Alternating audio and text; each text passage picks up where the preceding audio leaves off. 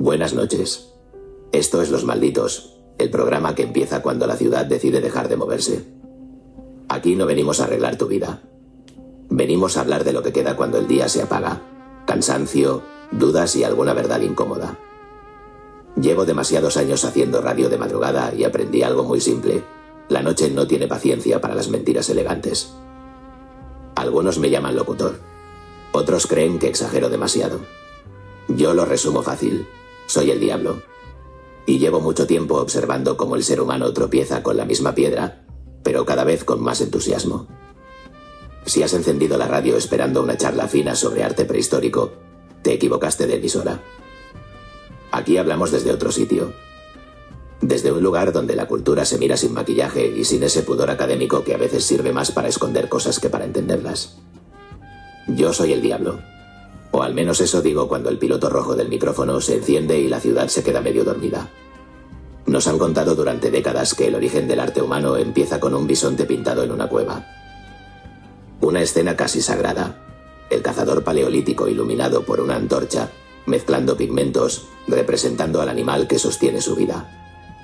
Una narrativa preciosa, casi religiosa.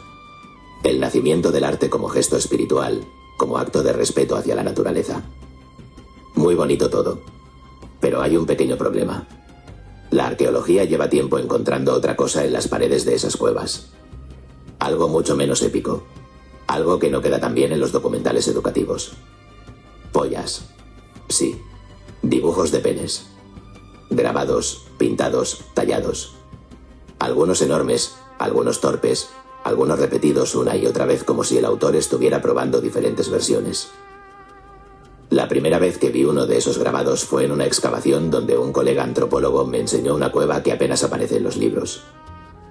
Allí estaba, en la roca, con toda la tranquilidad del mundo, un pene dibujado hace miles de años.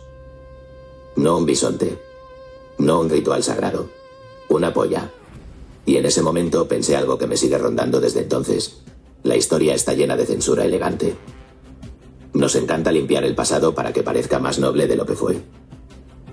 El arte prehistórico se presenta como un gesto solemne, casi religioso, cuando en realidad esas cuevas también estaban llenas de manos pintadas, marcas caóticas, figuras absurdas y genitales.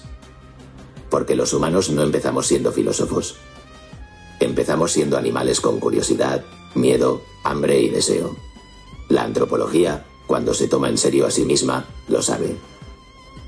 Pero luego llega la cultura oficial, los manuales escolares, los museos, y de repente todo se vuelve más respetable. El bisonte se convierte en el símbolo perfecto, poderoso, misterioso, espiritual. La polla, en cambio, incomoda. Así que desaparece de la narrativa. Pero lo curioso es que esa censura dice mucho más sobre nosotros que sobre los cavernícolas. Porque si lo piensas bien, tiene todo el sentido del mundo que uno de los primeros impulsos gráficos humanos fuera dibujar genitales. La sexualidad es una de las fuerzas más básicas de la vida. Está en todas partes, en la reproducción, en el deseo, en la jerarquía social, en la identidad. Y sin embargo seguimos actuando como si fuera un tema menor. Como si la humanidad hubiera empezado pensando en bisontes cuando probablemente estaba pensando en follar. No es un insulto a la inteligencia humana. Es reconocer cómo funciona realmente nuestra especie. El primer graffiti de la historia probablemente no fue un símbolo místico. Fue un tipo aburrido con un trozo de carbón diciendo, mira esto. Y eso conecta directamente con algo que sigue pasando hoy. La gente cree que el mundo digital es sofisticado, complejo, lleno de algoritmos y sistemas de inteligencia artificial. Y sí, todo eso existe. Pero abre cualquier red social durante 10 minutos. Memes sexuales, bromas obscenas, dibujos absurdos, comentarios sobre cuerpos. El mismo impulso, la misma energía, la tecnología cambia. Pero el cerebro humano sigue siendo básicamente el mismo que el de aquel tipo que dibujó una polla en la pared de una cueva hace 30.000 años. No es decadencia cultural, es continuidad. La cultura siempre intenta domesticar ese impulso, convertirlo en algo aceptable, elegante, civilizado. Pero debajo sigue estando lo mismo, el cuerpo, el deseo, la curiosidad por la reproducción y el sexo. Freud hablaba de eso hace más de un siglo. El motor sexual como una de las fuerzas centrales de la psique humana. Y aunque muchos académicos se han pasado décadas intentando matizarlo, la evidencia cultural sigue apareciendo por todas partes.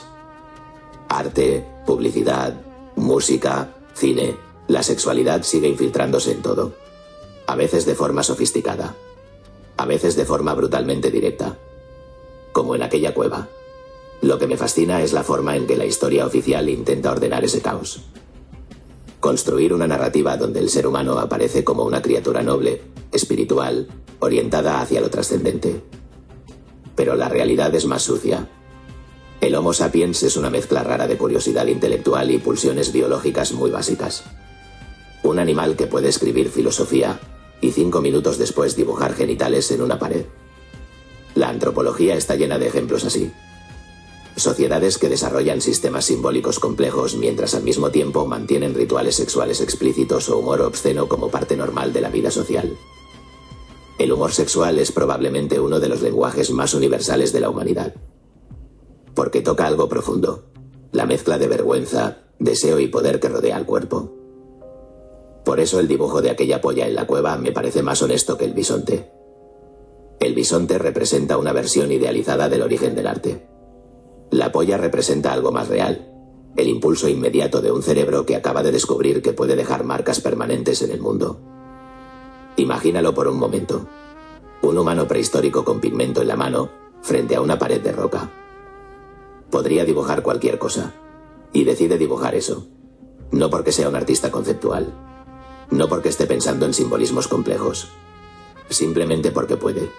Ese momento es el verdadero nacimiento del arte. No la perfección técnica, la libertad de dejar una marca absurda en el mundo. Eso conecta con todo lo que vino después. El arte siempre ha tenido esa dimensión irreverente, provocadora, incluso obscena. Desde los grafitis romanos hasta las caricaturas medievales, desde los panfletos políticos hasta el arte contemporáneo que todavía intenta escandalizar a alguien. La creatividad humana nunca ha sido completamente respetable. Siempre ha tenido algo de gamberrada. Y quizá por eso me gusta pensar que la primera pintura no fue un bisonte. Fue una polla. No porque sea más noble, sino porque es más humana. Porque reconoce que el arte nace del impulso de jugar con los símbolos, de provocar reacciones, de dejar una huella que diga, yo estuve aquí. Los arqueólogos encontrarán miles de años después esa marca y se preguntarán qué demonios estaba pensando el tipo que la hizo. La respuesta es sencilla. Estaba vivo. Tenía cuerpo. Tenía curiosidad. Y tenía un trozo de carbón. Nada más. La cultura vendría después, intentando explicar ese gesto, adornarlo, convertirlo en algo digno de estudio académico. Pero el origen fue mucho más simple. Un humano frente a una pared. Una idea absurda. Y la decisión de dibujarla. Así que sí, la historia nos ha engañado un poco. Nos ha contado una versión demasiado limpia de nuestros orígenes. Pero si rascas un poco la superficie de esa narrativa, encuentras algo más interesante. Encuentras al ser humano real. No el héroe civilizado que aparece en los manuales, sino el animal curioso que mezcla arte, humor y deseo sin preocuparse demasiado por la coherencia. Ese animal sigue aquí. Sigue dibujando cosas en las paredes. Solo que ahora las paredes son pantallas. Y las cuevas son redes sociales. Y mientras la ciudad sigue dormida ahí fuera, yo sigo aquí, hablando desde esta pequeña cueva moderna llamada radio.